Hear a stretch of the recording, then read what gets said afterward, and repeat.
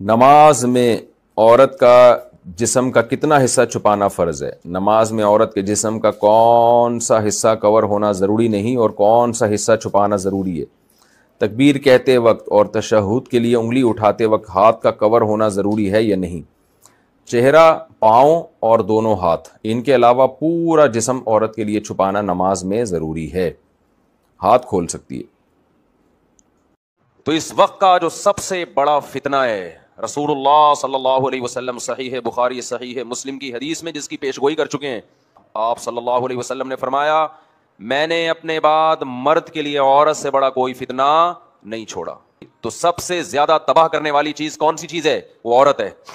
نماز میں عورت کی کلائی کا کھلا رہنا، اگر نماز میں عورت کی کلائی کھلی ہوئی ہوگی تو کیا نماز ہو جائے گی؟ اقصی حبیب انڈیا سے، نہیں، نماز نہیں ہوگی۔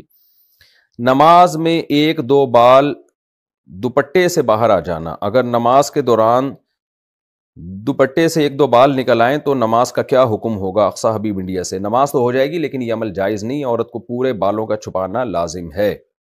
اور خود حدیث سے بھی ثابت ہے کہ پردے کے معاملے میں عورت کا حکم مرد سے مختلف ہے، جیسے کہ رسول اللہ صلی اللہ علیہ وسلم نے ارشاد فرمایا عورت کی گھر کی نماز مسجد کی نماز سے بہتر ہے۔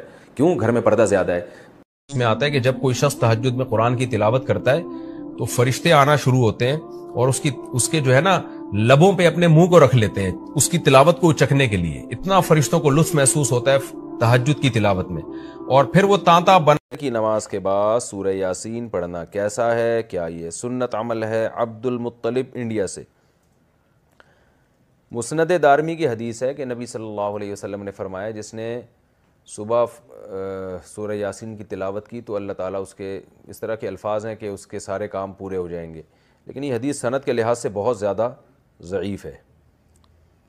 سورہ یاسین قرآن پاک کا دل کیوں؟ سورہ یاسین کو قرآن پاک کا دل کیوں کہا جاتا ہے؟ اس کی کیا وجہ ہے؟ شمائلہ سبی سے شمائلہ صاحبہ نے پوچھا ہے۔ جی یہ بھی پوچھا تھا بیچاری خاتون نے، رمضان سے 2 مہینے پہلے پوچھا ہوگا، جواب اب مل رہا ہے ان کو۔ جی سورہ یاسین کو قرآن پاک کا دل کہا گیا ہے جس حدیث میں، ترمذی کی حدیث ہے، امام ترمذی نے اس حدیث میں لکھا ہے کہ یہ حدیث غریب ہے، لیکن دیگر جو محققین ہیں انہوں نے اس حدیث کو بالکل ضعیف قرار دیا ہے اور بعض نے تو بالکل موضوع قرار دیا۔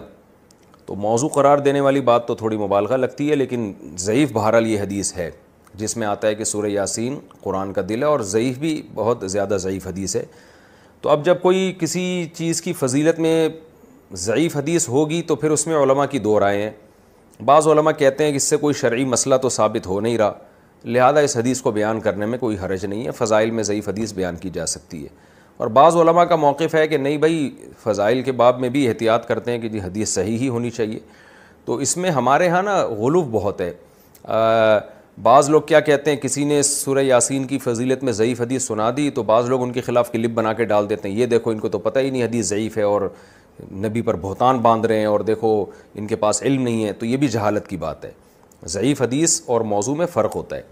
تو اور بعض کیا کرتے ہیں، ان کا معیار ایسا ہوتا ہے، اتنا گر جاتا ہے کہ ان کو صحیح حدیث سے پتہ نہیں کچھ چڑ سی ہو جاتی ہے، وہ کبھی کسی موضوع پر التزام ہی نہیں کرتے کہ ہم صحیح حدیث پیش کر دیں لوگوں کے سامنے۔ اس بارے میں صحیح احادیث بھی ہوتی ہیں اس موضوع سے متعلق۔ تو اس لیے اعتدال کی رائے یہی ہے کہ آپ کا جو موقف ہے آپ وہ بیان کر دیں اور دوسرے پہ طنز نہ کریں آپ۔ تو ہماری رائے یہی ہے کہ جب ہمارے پاس صحیح احادیث سے اتنی چیزوں کی فضیلتیں ثابت ہیں تو ہمیں ضعیف کی طرف جانے کی ضرورت نہیں ہے۔ تو میرا تو طریقہ یہی رہا ہے کہ بھئی جب سورہ یاسین کے بارے میں جو یہ حدیث ہے کہ قرآن پاک کا دل ہے، یہ صحیح حدیث نہیں ہے، تو میرا موقف یہی ہے کہ اس میں احتیاط کی جائے، نہ بیان کی جائے وہ حدیث۔ لیکن اگر کوئی عالم یہ حدیث بیان کرتے ہیں ممبر پہ سورہ یاسین کی فضیلت میں تو ان پہ طنز نہیں کیا جا سکتا، کیونکہ کوئی شرعی مسئلہ نہیں بیان کیا جا رہا، کیونکہ سورہ یاسین کا مضمون بہرحال اتنا جاندار، اتنا شاندار ہے کہ اس ضعیف روایت کی تائید اس سے بہرحال ہوتی ہے کہ اس کے مضمون کو جب آپ دیکھتے ہیں تو لگتا ہے کہ یہ واقعی قرآن پاک کا دل ہے۔ اولم یر الانسان انا خلقناہ من نطفۃ فاذا هو خصیم مبین۔ نبی کے پاس ایک شخص جو ہے نا قبر کی بوسیدہ ہڈی لے کر آیا اور کہنے لگا اس میں جان کون ڈالے گا؟ سورہ یاسین میں اللہ نے آخری رکوع نازل کیا کہ یہ انسان جو آپ کے پاس ہڈی لے کر آیا ہے یہ دیکھتا نہیں ہے، ہم نے اس کو منی کے قطرے سے بنایا، اور آج یہ ہم پہ اعتراض کر رہا ہے کہ اس بوسیدہ ہڈی میں کون جان ڈالے گا۔ قل یحییھا الذی انشأھا اول مرہ، آپ اس سے کہتے ہیں وہی جس نے اس ہڈی کو پہلی دفعہ بنایا نا، اسی ہڈی سے پوچھیے، بتائے گی جس نے مجھے پہلی دفعہ بنایا ہے وہ مجھے دوبارہ بھی بنا سکتا ہے۔ تو ایسے جاندار مضامین ہیں سورہ یاسین کے، تو اس لحاظ سے اس کو دل کہہ دینے میں کوئی حرج نہیں ہے، لیکن بہرحال اس بارے میں جو روایت ہے وہ کافی ضعیف روایت ہے۔ تو ہمارا ایک طرز یہ ہے کہ جو صحیح احادیث ہیں، جیسے عبداللہ ابن عباس رضی اللہ عنہ سے ایک اثر منقول ہے سورہ یاسین کی فضیلت میں، صبح و شام پڑھنا چاہیے سورہ یاسین کو، تو ایسے صحیح روایات کا اگر ہم التزام کریں تو یہ زیادہ بہتر ہے۔ پھر کبھی انشاءاللہ میں سورہ یاسین کی کوئی فضیلت اگر صحیح احادیث میں وارد ہوئی ہے تو اس پہ الگ سے انشاءاللہ میں کلپ ریکارڈ کروا دوں گا۔ عام طور پر جو صورتوں کے الگ الگ فضائل کے بارے میں جو احادیث ہیں نا وہ ضعیف ہی ہوتی ہیں عام طور پر۔ صورتوں کے الگ الگ جو فضائل ہوتے ہیں نا، فلاں صورت کی یہ فضیلت، فلاں صورت کی، عام طور پر قاعدہ کلیہ نہیں ہے۔ بعض صورتوں کی فضیلت پر جیسے سورہ اخلاص کے بارے میں آتا ہے 3 دفعہ سورہ اخلاص پڑھنا ایک قرآن کے برابر ہے، تو یہ تو صحیح حدیث سے ثابت ہے۔ لیکن عام طور پر جو صورتوں کی الگ الگ فضیلت کے فلاں ٹائم پہ پڑھنے میں یہ، فلاں ٹائم پہ پڑھنے میں، تو عموماً اس بارے میں روایات اکثر ضعیف ہوتی ہیں۔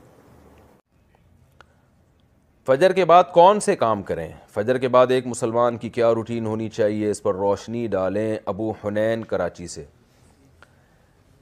دیکھیں حدیث سے تو یہ بات ثابت ہے کہ فجر کے بعد کا وقت ذکر اللہ کا وقت ہے۔ آپ صلی اللہ علیہ وسلم نے ارشاد فرمایا کہ جو شخص فجر کی نماز کے بعد اسی جگہ جہاں نماز پڑھی ہے بیٹھے بیٹھے اللہ کا ذکر کرتا ہے، یہاں تک کہ جب سورج ایک نیزہ بلند ہو جاتا ہے، اشراق کا وقت داخل ہوتا ہے، 2 رکعت پڑھتا ہے، تو اللہ اس کو ایک حج عمرے کا ثواب عطا فرماتے ہیں۔ تو بہت سارے اسلاف اسی پر عمل کرتے تھے کہ فجر کی نماز کے بعد اللہ کا ذکر